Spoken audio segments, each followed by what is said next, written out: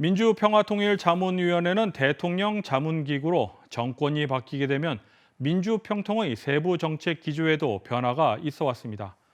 문재인 정부 시절 출범한 민주평통 제20기가 윤석열 정부로 바뀐 현 시점에서 정책 변화가 있는지 민주평통 애틀랜타 협의회 관계자로부터 직접 내용을 들어봤습니다.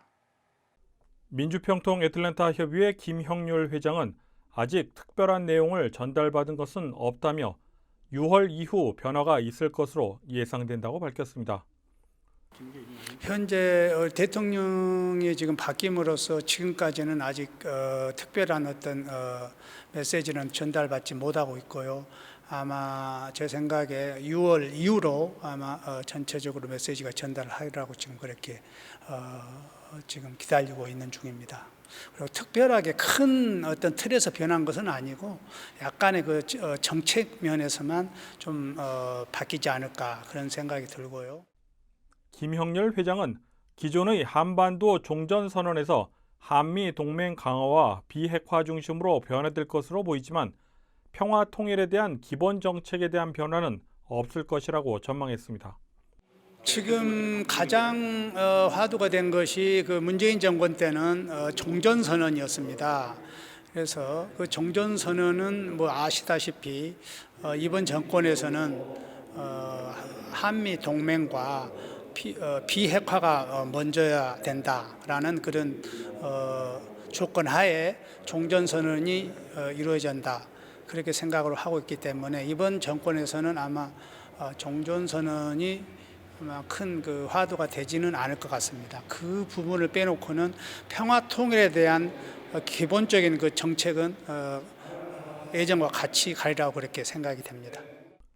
한편 북한에서 코로나19 유증상자가 폭증하는 내용의 보도가 나온 가운데 백신 공급과 관련해 남한과 북한의 대화 물꼬가 트이게 되는 계기가 될지 관심이 모아지고 있습니다. KTN 뉴스 스티븐입니다. 탈북민의 정착 지원을 위해 아시안의 미국 대사관에 조정관을 두도록 하는 내용이 담긴 법안이 연방의회에 발의됐습니다. 공화당 소속의 마르코 루비오 상원의원과 민주당 팀 케인 상원의원은 오는 9월 만료되는 북한의 인권법을 향후 5년간 재승인하는 법안을 지난 12일 상원에 제출했습니다. 연방 하원의 경우에는 영킴 의원이 주도해 올해 초 재승인 법안이 제출돼 있습니다.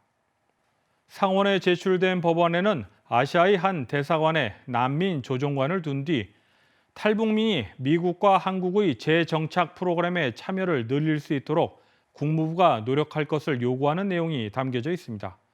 아울러 탈북민을 북한에 강제 송환하는 데 책임이 있는 중국과 러시아의 관리들을 제재하는 조항이 포함되어 있습니다. 민주평통 애틀랜타 협의회는 14일 애틀랜타 한인회관에서 2022 도전 통일 골든벨 행사를 개최했습니다. 주최 측은 코로나19 팬데믹 기간 비대면으로 개최해왔던 것을 이날 행사는 대면 행사로 진행했습니다.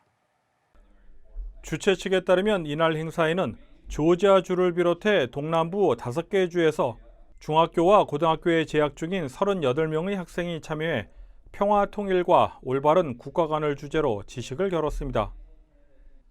민주평통 애틀랜타 협의회 김형률 회장은 이번 대회의 의미에 대해 소개했습니다.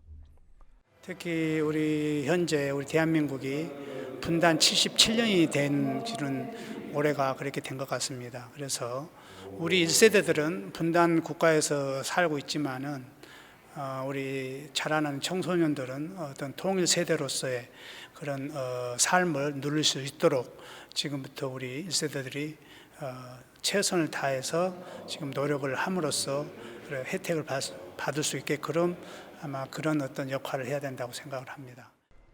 2022 도전 통일 골든벨 대회 결과 대상은 유주현, 최우수상은 이다윗군이 차지했습니다.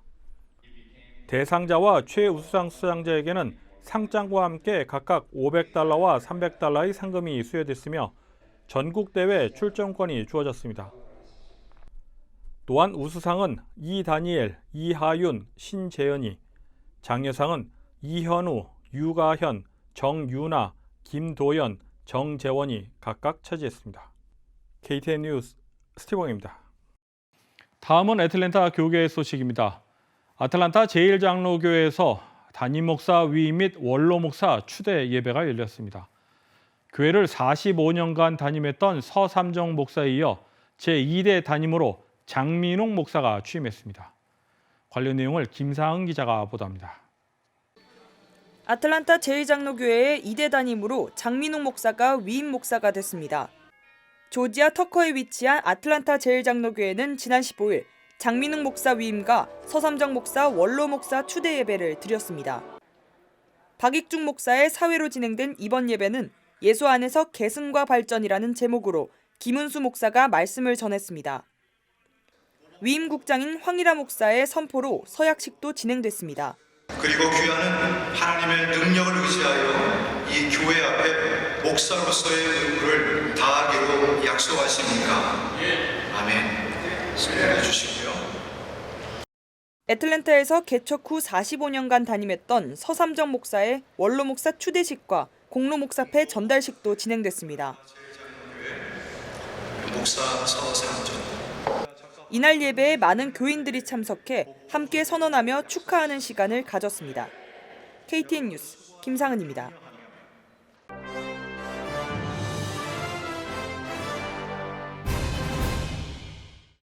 러시아의 우크라이나 침공 여파로 맥도날드가 러시아에서 완전 철수합니다. 소련 붕괴 직전 모스크바 시내에 첫 매장을 연 후 32년 만입니다. 맥도날드는 보도문을 통해 러시아에서의 30년 이상의 영업을 완전히 철수한다고 밝혔습니다. 맥도날드는 우크라이나 사태로 인한 예측 불가능성이 늘어나고 있다며 러시아 내 사업을 지속하는 것이 바람직하지 않다고 판단했다고 덧붙였습니다. 그러면서 러시아 내 사업체가 각 체인을 매각할 계획이지만 새 사업자가 맥도날드 상표나 로고 등은 사용할 수 없다고 밝혔습니다. 아시아계 미국인이라고 하면 부유하고 고학력일 것이란 고정관념이 있지만 출신 국가에 따라 소득과 학력은 천차만별인 것으로 드러났습니다. 인도계 중위소득은 11만 9천 달러로 미국 전체 평균의 2배에 달했던 반면 미얀마계 중위소득은 4만 4,400달러로 미국 전체 평균을 밑돌았습니다. 아시아계 미국인 인구는 2000년부터 2019년까지 2배로 늘어 현재는 2200만 명에 달하며 아시아계는 2060년에는 그 규모가 4600만 명에 달할 것으로 퓨 리서치 센터는 내다봤습니다. 연방상원은 미국 동맹과 파트너십의 중요성을 재확인하기 위한 결의안을 지난 11일 처리했습니다. 동맹 중시 결의안은 상원 외교위원회 위원장인 민주당 밥 메넨데스와 공화당 간사인 짐 리시 상원의원이 발의했으며 지난 1월 만장일치로 통과된 바 있습니다. 해당 결의안의 주요 골자는 인도태평양과 유럽에서 방위조약을 맺은 동맹들에 대한 미국의 방어 약속을 강화하며 한국, 일본, 호주, 북대서양조약기구 나토 등 가장 가까운 동맹에 대한 약속을 심화하고 확대하는 것을 권장하는 내용을 담고 있습니다. 특별히 이번 결의안 처리 시기를 놓고 조 바이든 대통령이 오는 20일부터 24일까지 한국과 일본 순방 투어를 앞두고 있어 그 배경에 더욱 주목을 받고 있습니다. 이상으로 KTN 뉴스를 모두 마칩니다. 시청해주신 여러분 고맙습니다.